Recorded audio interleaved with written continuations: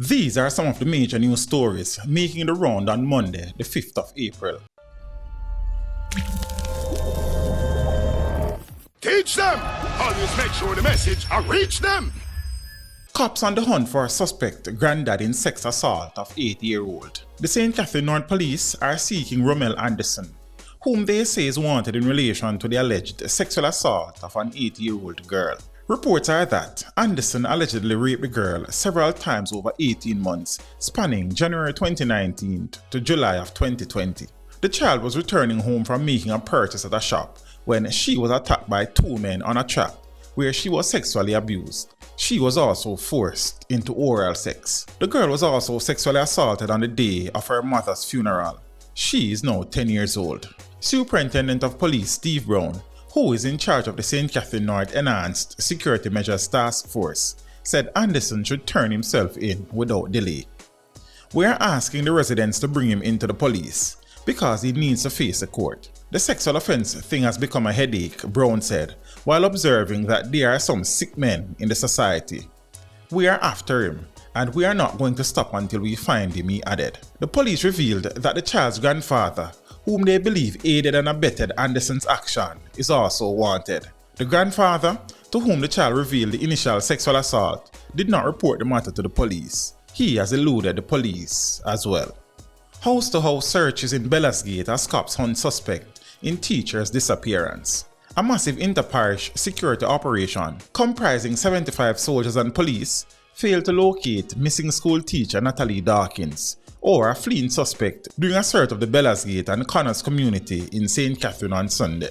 The two-pronged operation was aimed at searching for the 44-year-old Dawkins, who went missing on Tuesday the 30th of March, and a target who evaded the police dragnet on Saturday during an operation in the Belfield district in St. Catherine, in which his accomplice was shot and killed by the security forces. Both men were seen in possession of the navy blue Toyota Wish motorcar owned by Dawkins when the police killed one of the suspects in an alleged shootout. The dead man is still unidentified. Commander of Sunday's operation, Superintendent Steve Brown, said the target was spotted in the Bellsgate area but ran on seeing the police. We gave chase, but the person knowing the area better than the police was able to escape, he stated. According to Brown, the team carried out house-to-house operations in Bellsgate, where the slain suspect and his accomplice have roots. Based on other intelligence, we came to the Connors area and did an extensive search of a wide area of land for the missing teacher, the superintendent said, adding that the police were optimistic about their leads. Brown said the identity of the suspect killed on Saturday is still unknown, but intelligence links the two men to crimes spanning both sides of Clarendon and the St. Catherine border. While the operation was in progress on Sunday, a white Nissan Tiida motorcar with 4 men spun around and eluded the police in a high-speed chase in Bellsgate. Brown said the security forces traveled as far as Rock River in Clarendon, but were unable to intercept the Nissan Tiida. A search by the police counterparts in Clarendon also came up empty. A team of teachers combined forces with the police and the K9 division as the search for missing school teacher Natalie Dawson intensified on Sunday. The team combed through several communities in Clarendon but could not locate the missing educator or any substantial evidence. Dawson has been missing since the 30th of March. The family is clinging to hope that the 44-year-old primary school teacher will be found alive. Natalie's brother Garfield Campbell said that he strongly believes his sister is being held hostage. "I hold that from day one and I not let it go. I just feel say them all are somewhere, but I don't know of her to have any problem with anybody," he said. Campbell said though the family has been traumatized, they remain fervent in the hope of finding Dawkins. "We just come off one search and we are going on another one," he said on Sunday, following an expedition in the community of Chateau in the parish. Campbell said that the family was awaiting clues from a crucial piece of evidence which he believed can reveal answers into the teacher's disappearance. Natalie's car was recovered on Saturday in Belfield. 2 men who were in possession of the vehicle reportedly challenged the police in a shootout. The men are reportedly from Chateau in Clarendon and have been on the police's radar. They are persons of interest within the space of Clarendon and also persons of interest in the parish of St. Catherine. So they would have been wanted for questioning not only in Clarendon but also in Bellsgate and Planters Hall in St. Catherine, said Detective Inspector Everton Brown, who oversees criminal investigations in the parish. He noted that the men have eluded police dragnets over the years and fled the parish after a recent murder.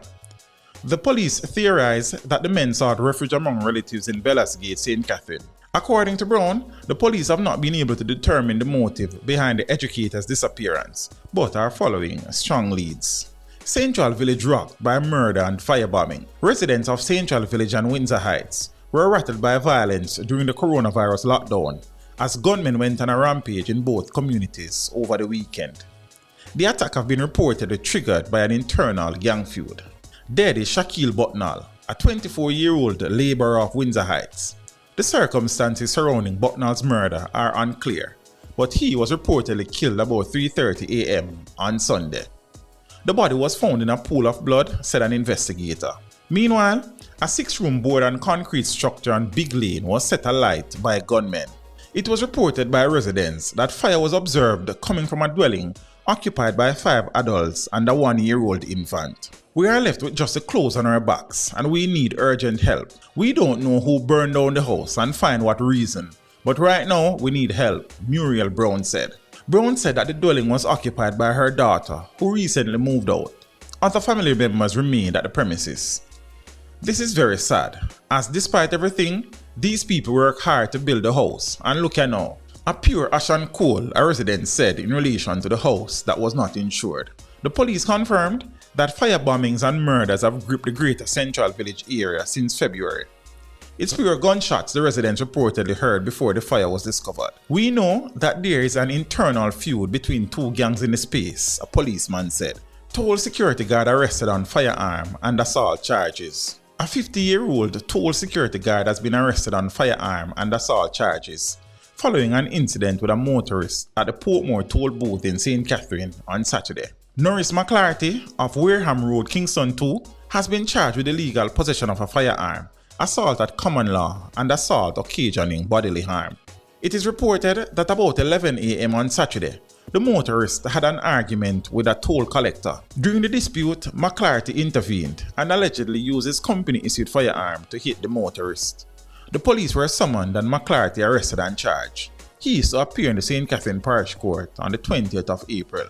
Female U.S. national held with gun and ammunition at the Sangsters International Airport. Detectives assigned to the St. James Police Division have arrested and charged 37-year-old Natasha Gervins of a Tampa, Florida U.S. address with illegal possession of firearm and illegal possession of ammunition following an incident at the Sangsters International Airport on Sunday the 4th of April. Reports are that about 11:30 a.m. during a security check, Natasha's luggage was checked and a Glock pistol, 2 magazines and 31 9mm rounds were found. She was arrested and subsequently charged. Her court date is being finalized.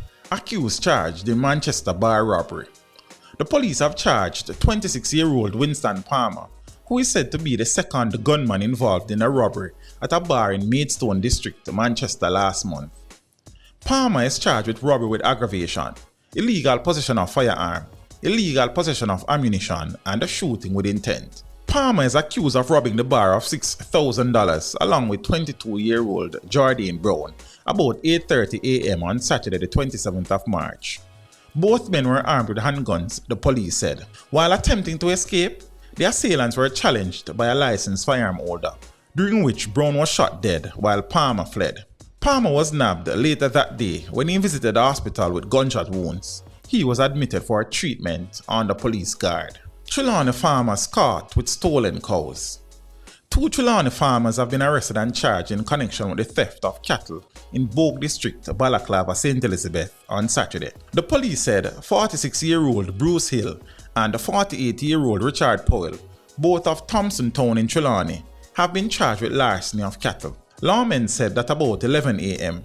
an Isuzu motor truck was seen along Bogue Road with the accused men and 3 cows aboard. The vehicle was intercepted and the men arrested. The cows, which were later identified by their owner, are estimated to value $450,000. Pika and the police probe Asians held in Naga. The St. Catherine South Police have commenced investigations into the circumstances under which 4 Haitians who were held in Naga Portmore traveled to Jamaica. The 4 men were held in an intelligence-led operation, said Senior Superintendent of Police Clive Blair, commander of the St. Catherine South Police. Pressed on whether the investigation would probe whether any of the Asians were possibly involved in the drug for gun smuggling trade, Blair said the probe was in its infancy. The investigation will be a fulsome one, which includes all possible breaches of the law. We cannot divulge more at this point. Meanwhile, Chief Executive Officer of the Passport, Immigration and Citizenship Agency, Andrew Winter, said his organization would be involved in the probe. The police have informed us about the capture of 4 men. We will be sending personnel there tomorrow to get more information on the matter, Winter said.